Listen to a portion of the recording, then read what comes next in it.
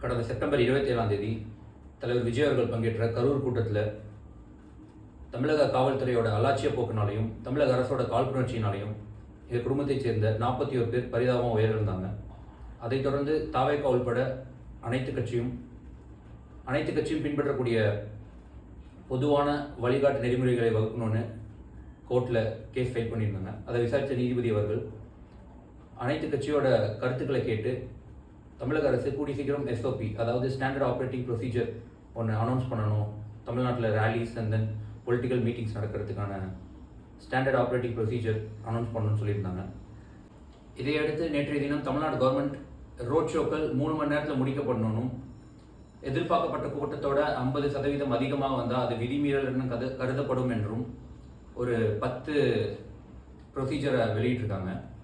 இதையடுத்து தாவேகா அல்லாது மற்ற அரசியல் கட்சியினோட கருத்துக்களை கேட்டு நேற்றைய தினம் தமிழ்நாடு அரசு ரோட் ஷோக்கள் 3 மணி நேரத்தில் நடத்தி முடிக்கப்படணும், மேலும் இது எதிர்பார்க்கப்பட்ட கூட்டத்தோட அது 50% அதிகமாக வந்தால் அது விதிமீறல் என்று கருதப்படணும். 3வது கண்டிஷன்ஸ் என்னன்னா, ரோட் ஷோ நடத்துறதுக்கான பெர்மிஷன்ஸ் 20 10 நாட்கள் முன்பாகவே பெறணும்.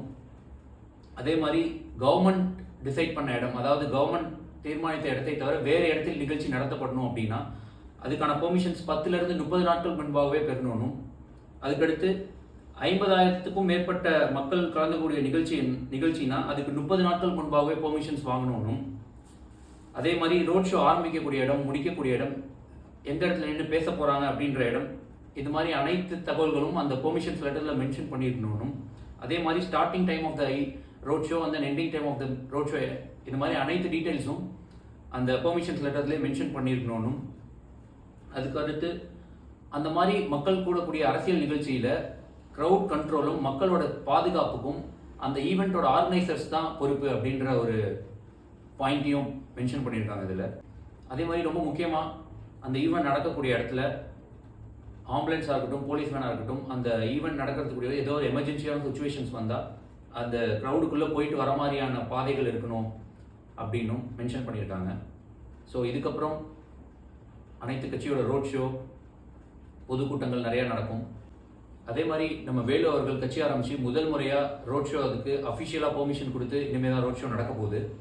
தலைவர் அவர்கள் கூடி சீக்கிரம் மக்களை சந்திக்க போகிறாங்க. எலெக்ஷன்ஸ்க்கு இன்னும் கொஞ்ச நாள் தான் இருக்குது. வேலுண்டு வினை இல்லை.